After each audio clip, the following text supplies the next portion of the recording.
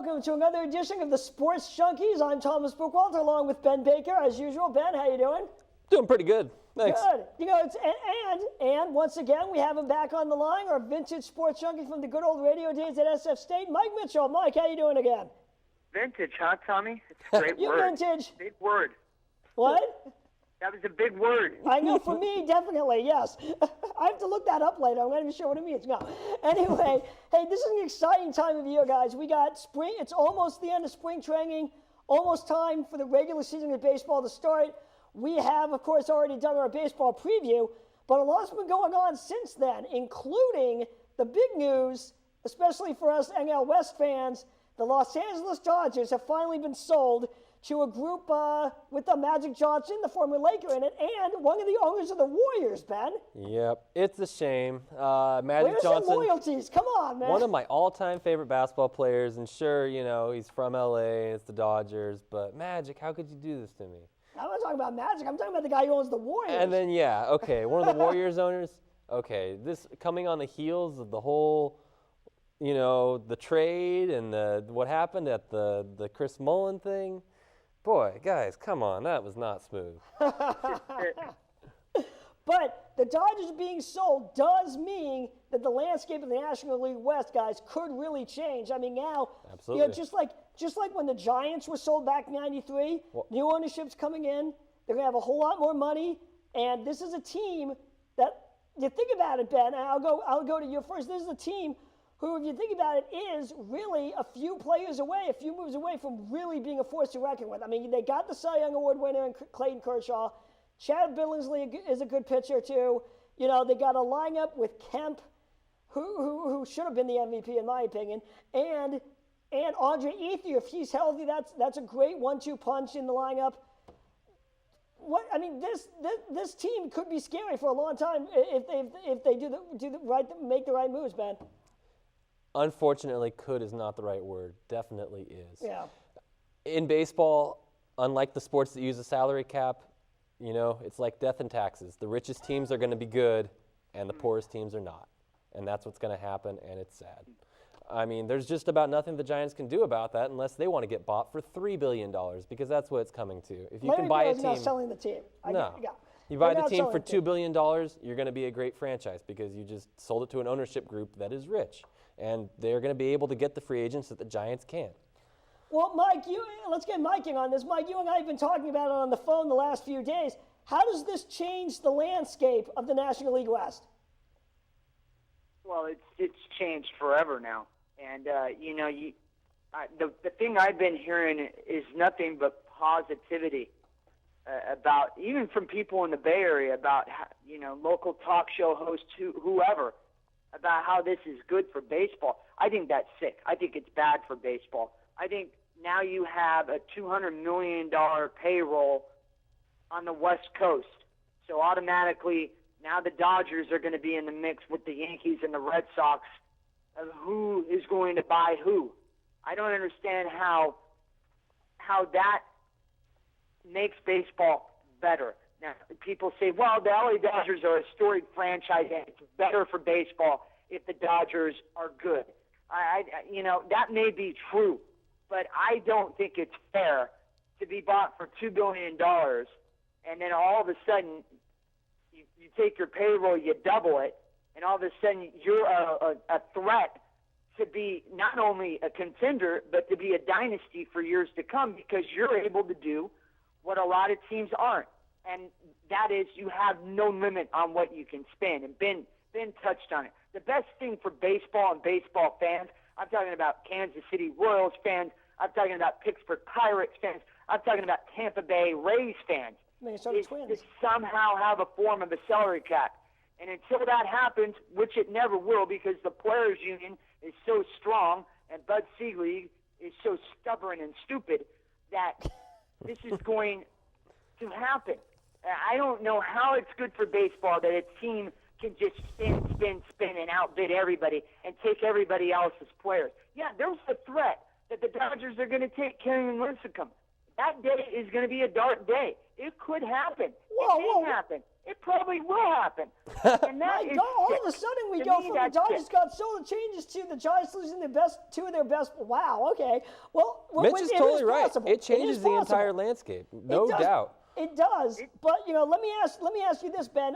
This is something that one of the guys on a local sports radio said, that now the NL West is becoming like the AL East. Do you see that? Is it becoming like the AL East? No, it's just the Dodgers. I mean, the Padres don't have that kind of money. The Rockies don't. Giants. Diamondbacks don't. Giants don't. It's going to be see- unfair to play against them. But see, the Giants do have money. Now, the talk is, I don't know. I try to stay away from figures, guys, because money in baseball, for me, it just doesn't mix. I hate the money aspect of sports, period. But apparently the Giants make $300 million in revenue every year, and they pocket $100 of that. You know, so it's not that the Giants don't have money to spend. And maybe this is a good thing for the Giants. Maybe this will force them to spend money. I don't think it's going to.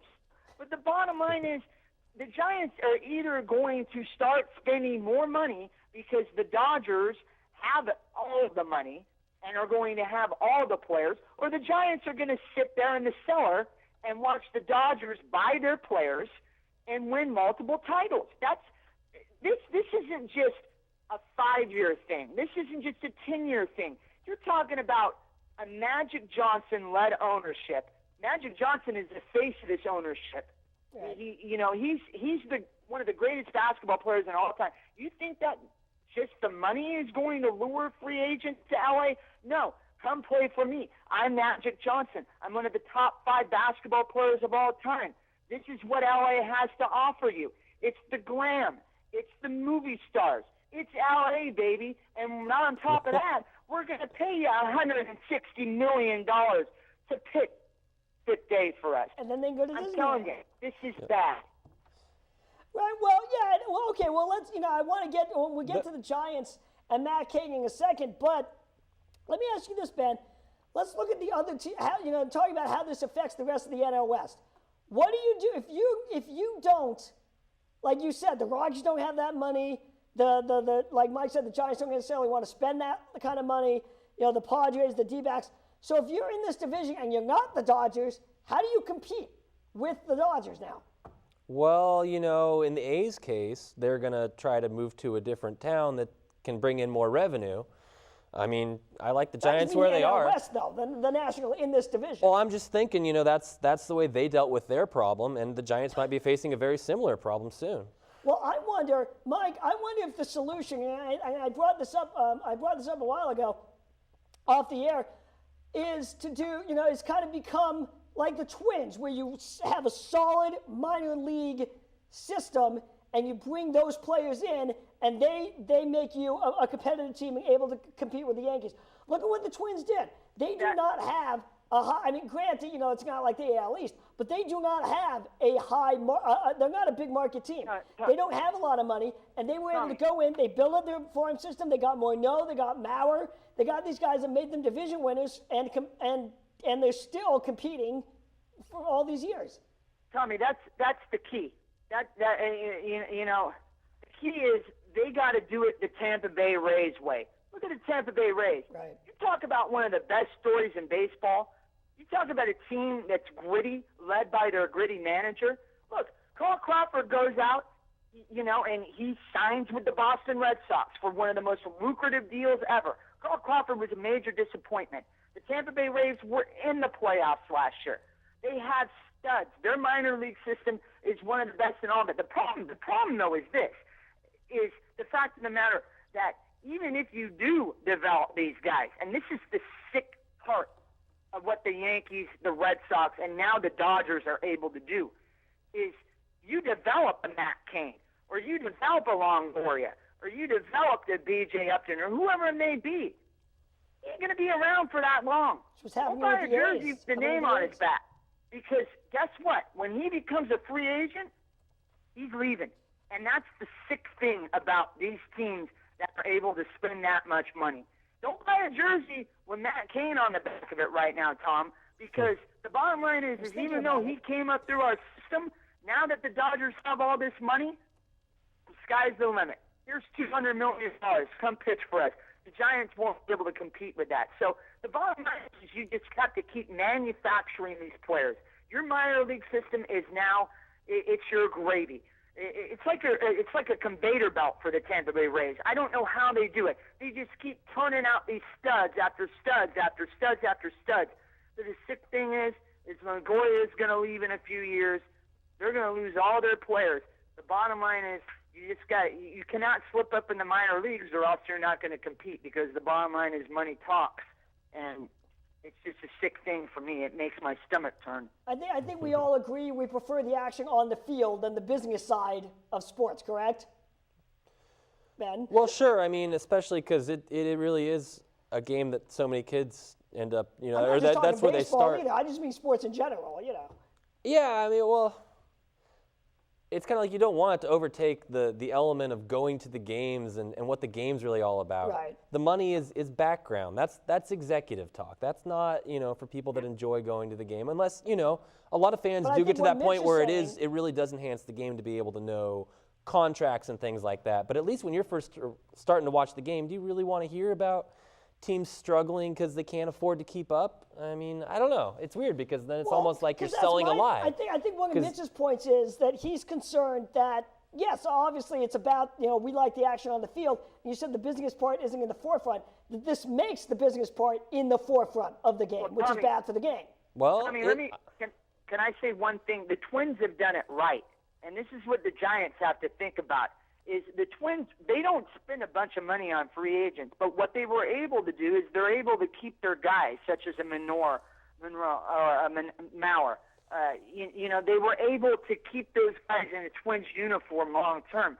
And, I don't know if I have faith in Giants management to do that, but we're going to see if they are going to do that in the next year or two, because Cain and Lincecum are coming up as free agents. So we're going to see very soon if they're able to do that. They have to do that. It's not a question of doing it. They have to do it. They have to take the Twins model. I think they signed Josh Willingham this offseason, one of the most lucrative contracts the Twins have ever given a free agent. I think it was for like $21 million or something like that. They do it right. I mean, they will spend money, but they do it because they keep their young guys and their core paid and long term, and that's what the Giants need to do with Cain and Lincecum. They are the core of their ball club. Get them signed. Spend the money. They are worth it. Do it. That's the only way you're going to be able to compete with the Dodgers right now. Yeah, Mike's right, and if I can get a quick word in before we move on, you mentioned the A's, mentioned the Twins. To me, I've had a taste of the good life now. And I'm not ready to let it stop there. Yeah. I'm not ready to let that stop. The Twins and the A's, how many titles do they have? Not many. They play good, but they only play as good as their salary will allow them. Right. And I think the Giants need to start spending some of that extra money and not pretend that this isn't a capitalist system, because you got to spend money to win money. Right, absolutely. And Mike, I mentioned this to you, and I'll mention it. I'll tell Ben this. I was watching Ben earlier in the offseason. They had the Giants in the clubhouse. Oh, can I just? You can't spend money on Zito and Rowan to win money. Okay, well, yes, thank you. That's why they're reluctant. We all know that one. Oh, by the way, Rowan just got cut by the Marlins, in case anybody's curious. Big surprise, because I thought he was really good. Yeah, I know. What a big surprise. What a big surprise. But Ben, on one of the Giants, one of the in the clubhouse shows during the offseason, one of the fans actually stood up and asked. I was very impressed by this fan. Stood up and asked Larry Baer, "Why aren't you spending the money for a big free agent?" Why? Well, Larry Baer's answer was, and it made sense to me at the time, was, well, because we want to make sure we have enough money to keep the core group together. The Cains, the Lincecums, the Buster Posies, the Pablo Sandovals. Okay, well then keep them together. Because to me, if you don't keep them together, then what you said means nothing. Do it. You can say it all you want, Tom. Right. But you got to do it. And they're not doing it right now. Well, Matt King has set a deadline, at least for contract talks, of opening day, at least because that doesn't mean he won't talk about it with the Giants after the season. It means he doesn't want to talk about it. Do you think if they don't sign Cain by opening day, he's gone? Well, let me first Because say that was a big thing with Albert Pujols a couple of years ago. I would like to say I defend Cain because his job is to be a pitcher. His job is not to be an agent. Oh, And, no, you I know, agree. No, I'm not blaming him for not wanting to talk about it during the season. My thing is, do you think he signs? Do you think if he doesn't sign by opening day, he's going to leave? I just want to say that I want to put it out there. I think it's pathetic that they're not handling it for Cain. Cain is an absolutely great pitcher, and he needs to stick around. Mitch is chomping at the bit. Go ahead, Mike. He's 27 years old. This guy's going to pitch till he's 41, 42 years old. He's just got the makeup. He's an innings eater. He's just starting to learn how to pitch. I think the sky's the limit for this guy. I mean, he is going to be one of the best pitchers, obviously, the Giants have ever had, but whoever ends up getting him, I mean, his stats right now are not staggering. They are, not wins and loss wise, Right. definitely not.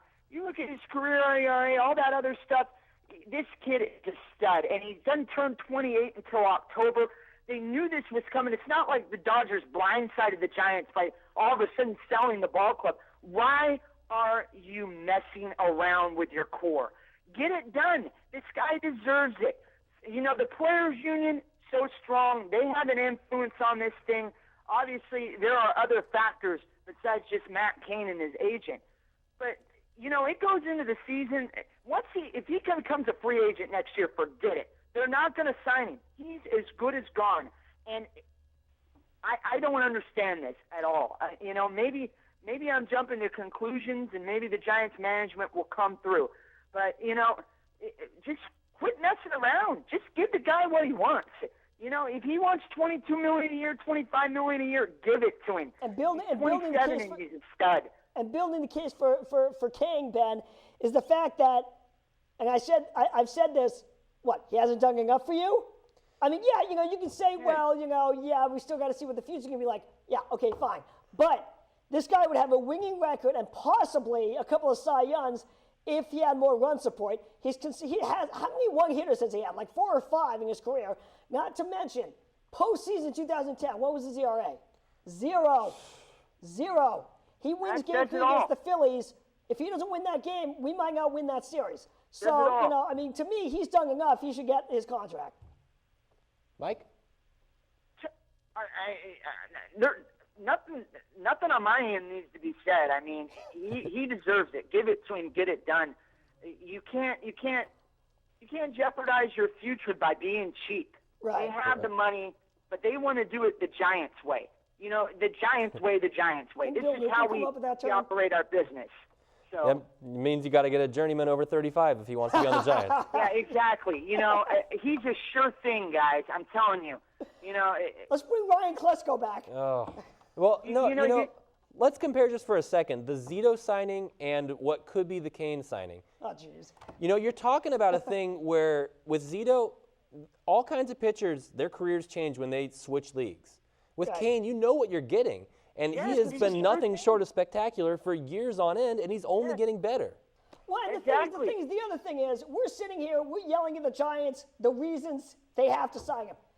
I think the Giants know the reasons they have to sign him. They just haven't done it yet, and we're hoping they. So we're just saying, I think they know. Hopefully, they're not living in a cage. I say if they don't get him signed by opening day, they're not going to get him signed. Exactly. Okay. And that's a week away, guys. And the sick thing about the Zito thing is the Giants overpaid for basically a third starter. If you look at his career in Oakland, he won Cy Youngs because he was a third starter, basically.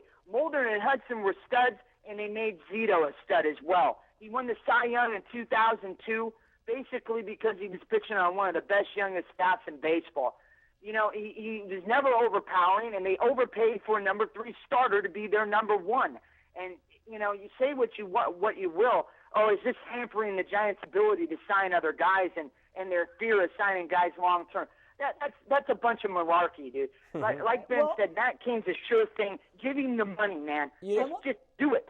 If there's something the Giants have also, besides getting 35-year-old journeyman, it's making irrational decisions. And it's like Gary said the other day, Gary Radnich, you know, when they signed Rowan, they added probably $20 million to the price tag because he ran into a wall. You know, that's just not a smart baseball decision. You need to make smart baseball decisions. Exactly. Right. Well, okay. Well, I want to switch to the Giants, the spring training roster moves here, but real quick, let me just point out top 2 pitching free agents going into next season. Matt Cain, Cole Hamels. It's going to get very interesting and very pricey. We think Albert Pujols got paid a lot. This could get interesting. I bet they both go to the Dodgers if they don't sign Cain. That's what Mike's been saying. I bet they both go to the Dodgers, and then what? And then you're going to look back, and when Matt Cain is a multiple Cy Young Award winner, and say, man, we should have paid him. It's just, it's malarkey. Well, it's only going to get tougher from here because they have Cain now. It's tougher to bring in guys from other teams. Well, can I ask you guys something real quick? This is a major concern, but I think for right now, let's focus on 2012 and look at what the Giants are building for the 2012 season. Tommy? Mike, they cut another one of the World Series guys today. They cut Mike Fontenot, which looks like it means with either Brandon Belt or Hector Sanchez is making the team. First of all, before we get into those two, what do you think of the Giants' decision to cut Fontenot?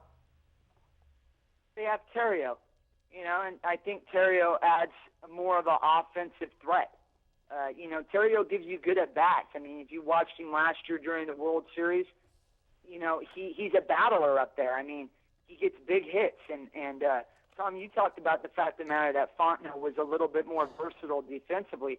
Well, they have Brandon Crawford over there, and I think Brandon Crawford is a rock defensively. I don't think he's going anywhere. The fact of the matter is, can he hit 260, hold his weight as a hitter? But, I just think Terrio gives them more options offensively. And, God, this team needs offense, so I think that's the reason why you've seen Fontenot go. Okay, well, and my only argument for Fontenot, Ben, is that he has a little more versatility than Terrio. He can play a couple more positions. But let me ask you, and we got to wrap this up, but let me ask you, Ben, I mentioned 2 guys now it looks like a spot's open for. Brandon Belt, Hector Sanchez. Who would you like to see get that spot?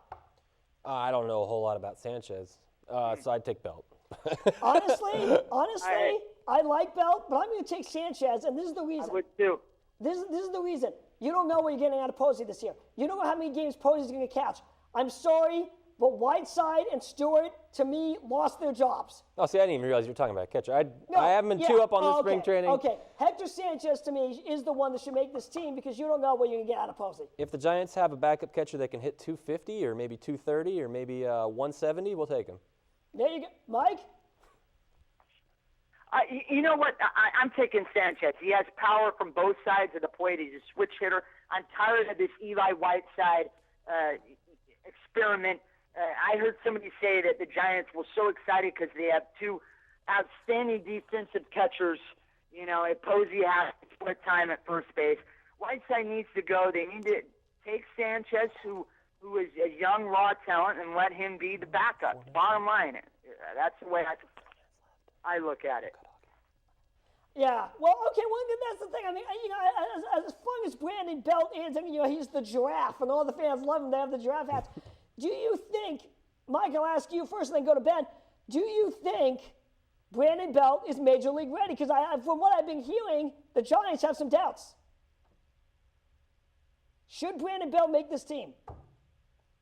You're asking me, Tom? Yeah. Oh, sorry. I thought you were talking. No worries. Go ahead. Yeah, I'm having a little bit of a problem hearing you guys. I don't know. Belt can play the outfield. He could split time at first base with whoever's over there. I think the Giants look at it as Huff's going to have a short leash. You start Belt out in the minor leagues, let him get his at-bats.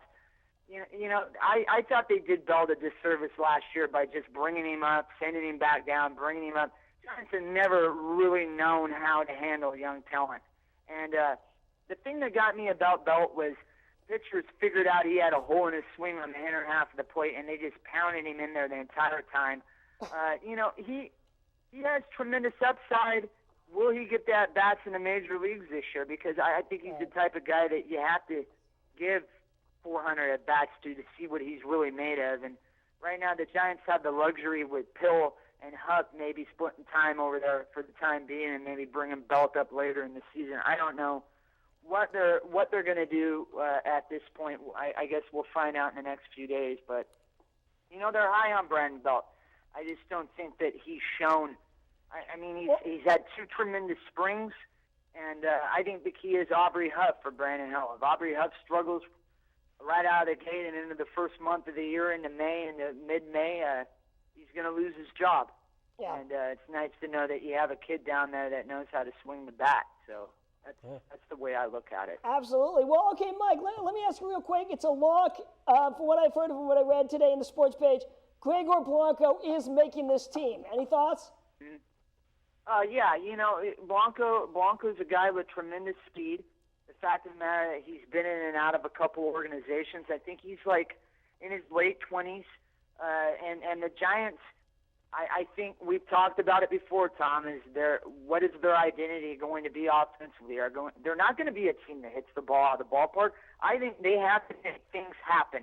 They were so stagnant last year, and I think by adding a guy like Blanco, by adding a guy like Pagan, Melky Cabrera, I think the top of the lineup is going to be the key for this team this year because of the fact of the matter that I think they're going to steal bases, they're going to hit and run, they're going to force the issue, they're going to put pressure on the defense, and I think that's the route that they have to go with because they were just a station-to-station ball club last year with absolutely no production out of the 1 and 2 holds. It looks like Hector Sanchez is done. I don't know. That's the rumor I've been hearing is he's not going to make a recovery. Blanco can be that fourth outfielder right now. Nate Schultz is a huge question mark. He struggled this spring, so Blanco could steal his job. All I know is Mitch, real quick, we're almost out of time. Just for fun, we did our preview. Who are you? Give me your playoff teams for 2011. Real quickly. Give me your predictions. Just the playoff teams. Every division? Yeah, real division and wild card. Go. You know what? I'm just gonna make it real simple. I'm gonna tell you that I think the Giants, if healthy, are gonna win the National League West. I really do, but I really think it's gonna be a tight race. I think it's wide open. Okay, Mitch. Sorry, unfortunately, we got to wrap this up. But hey, Mitch, Giants win the West. That's another vote for the Giants winning the West, Ben. All right. Hey, Mitch, thank you so much for joining us, man. That was great. Guys, thanks. I hope I didn't talk too much. No, you're great. No, I did. Thanks, Mike. Have a good one, Mike. Thanks a guys. lot. We will see you next time on another episode of the Sports Junkies. All Thanks right. for watching. Thank you.